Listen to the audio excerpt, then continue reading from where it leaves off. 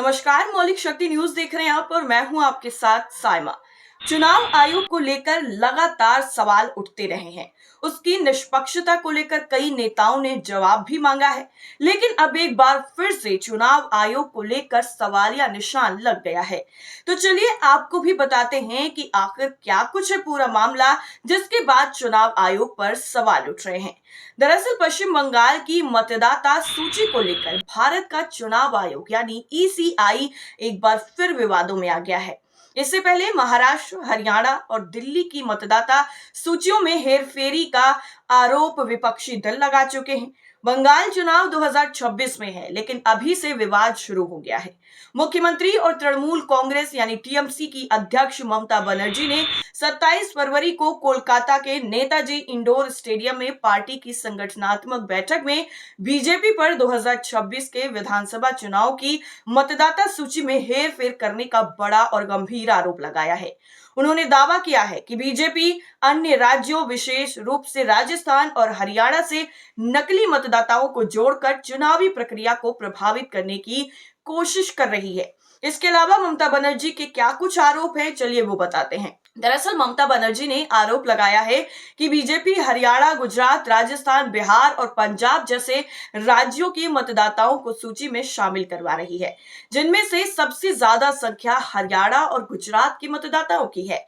उन्होंने ये भी कहा है कि इन मतदाताओं के नाम मौजूदा पश्चिम बंगाल के मतदाताओं के इलेक्टोरल फोटो आइडेंटिटी कार्ड यानी ईपीआईसी नंबरों से जोड़े जा रहे हैं, जिससे वैध मतदाताओं को डुप्लीकेट किया जा रहा है।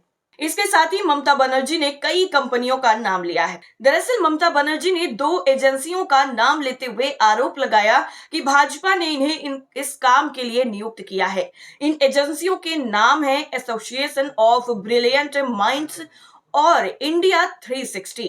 उन्होंने कहा है कि ये एजेंसियां भ्रष्ट ब्लॉक स्तरीय रिटर्निंग अधिकारियों और डेटा एंट्री ऑपरेटरों के साथ मिलकर दिल्ली से निर्देशित होकर ये काम कर रही हैं। मुख्यमंत्री ने एक सूची प्रदर्शित की और दावा किया है कि इसमें बाकी राज्यों के नकली मतदाताओं के सबूत हैं, जो पश्चिम बंगाल के निवासियों के साथ एक ही ईपीआईसी नंबर के तहत दर्ज हैं। इतना ही नहीं, ममता बनर्जी ने आगे कहा है कि मेरे पास सभी जिलों के सबूत हैं। हालांकि इस सबूतों के बारे में विस्तृत जानकारी सार्वजनिक रूप से साझा नहीं की गई। उन्होंने दक्षिण दिनाजपुर के गंगारामपुर और मुर्शिदाबाद के रानीनगर जैसे जिलों के उदाहरण दिए, जहां पुराने मतदाताओं को नए मतदाताओं से बदला जा रहा है। ममता बनर्जी ने ईसीआई के नए मुख्य चुनाव आयुक्त सीईसी पर भी सवाल उठाए। ममता बनर्जी का कहना है कि मतदाता सूची में धांधली ईसीआई की मिलीभगत से हो रही है। उन्होंने चुनाव आयोग की निष्पक्षता पर संदेह जताया और मुख्य चुनाव आयुक्त ज्ञानेश कुमार की नियुक्ति का उल्लेख किया। इतना ही नहीं, उन्होंने कहा है कि ज्ञानेश पहले केंद्रीय गृह मंत्री के सचिव थे। ये नियुक्ति क्या बताती है? जाहिर है कि ज्ञानेश कुमार को बीजेपी का पक्ष लेने के लिए ही सीईसी बनाया गया है। इसके साथ ही दिल्ली में धरने की धमकी भी दे दी गई है। दरअसल मुख्यमंत्री चुनाव आयोग के खिलाफ प्रदर्शन करने की भी धमकी दे रही हैं। उन्होंने कहा है कि अगर आयोग ने इस संबंध में कार्रवाई नहीं की तो वो दिल्ली में चुनाव आयोग के कार्यालय के बाहर अनिश्चितकालीन धरना देंगी। इतना ही नहीं, ममता बनर्जी ने कहा है कि 2006 में भूमि अधिग्रहण विरोधी आंदोलन के दौरान 26 दिनों के अपने भूख हड़ताल का उल्लेख किया, जो उनके संकल्प को दर्शाता है।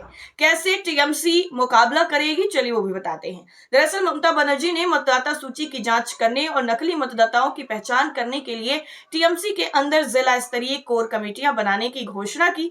उन्होंने इस काम के लिए 10 दिन की समय सीमा तय की और चेतावनी दी कि अगर समितियां अपना काम पूरा नहीं करती हैं तो वो खुद इसकी निगरानी करेंगी। इतना ही नहीं, ममता बनर्जी आगे कहती हैं कि टीएमसी के लिए 2026 के चुनाव में 294 सीटों में से 215 से ज्यादा सीटें जीतने का महत्वाकांक्षी लक्ष्य है। वो बीजेपी की सीटों को 2021 में आई 77 सीटों से कम पर लाना चाहती हैं और कहा है कि ममता बनर्जी ने बीजेपी की मतदाता सूची हेरफेर की साजिश को उजागर कर दिया है। बीजेपी ने चुनाव में बायोमेट्रिक सत्यापन की मांग की है। अब समझा जा सकता है कि चुनाव आयोग बीजेपी की इस मांग को स्वीकार कर लेगा। टीएमसी का कहना है कि केंद्रीय चुनाव आयोग ने अभी तक जिस तरह के फैसले बीजेपी के पक्ष में लिए हैं, उससे यही लगता है कि वो बीजेपी की इस मांग को भी स्वीकार कर लेगा। फिलहाल के लिए चुनाव आयोग ने अभी तक, जब तक ये खबर आप तक पहुंच रही है, रिकॉर्ड हो रही है, तब तक इस विवाद पर कोई भी बयान नहीं दिया है। वहीं 2021 के विधानसभा चुनाव की अगर बात करें तो चुनाव में टीएमसी ने 213 सीटें जीती थीं, जबकि भाजपा 77 सीटों के साथ मुख्य विपक्षी दल के रूप में सामने आई। स्थानीय निकाय चुनाव से लेकर विधानसभा, लोकसभा चुनाव में टीएमसी का प्रदर्शन बेहतर ही रहा है। वो बंगाल की सत्ता से टीएमसी को बाहर नहीं कर पा रही है। इसीलिए ममता आशंका जता रही हैं कि जिस तरह बीजेपी ने महाराष्ट्र, हरियाणा और दिल्ली में धांधली कराई है, वहीं प्रयोग अब वो बंगाल में करना चाहती हैं। लेकिन बंगाल में मतदाता सूची का प्रकरण जिस तरह सामने आया है, उसमें केंद्रीय चुनाव आयोग पर भी ज्यादा सवाल उठने वाले हैं। वो पहले से ही अन्य राज्यों में हुए चुनाव को लेकर विवादों में है। इस तरीके के आरोप भी लग रहे हैं लगातार। लेकिन अब इस पूरे मामले पर क्या कुछ एक्शन होता है, क्या कुछ सामने आता है, क्या कुछ अपडेट आती है, वो हम आपको जरूर बताएंगे। फिलहाल के लिए इतना ही। बाकी खबरों के लिए जुड़े रहिए मौलिक शक्ति न्यूज के साथ। तब तक के लिए नमस्कार।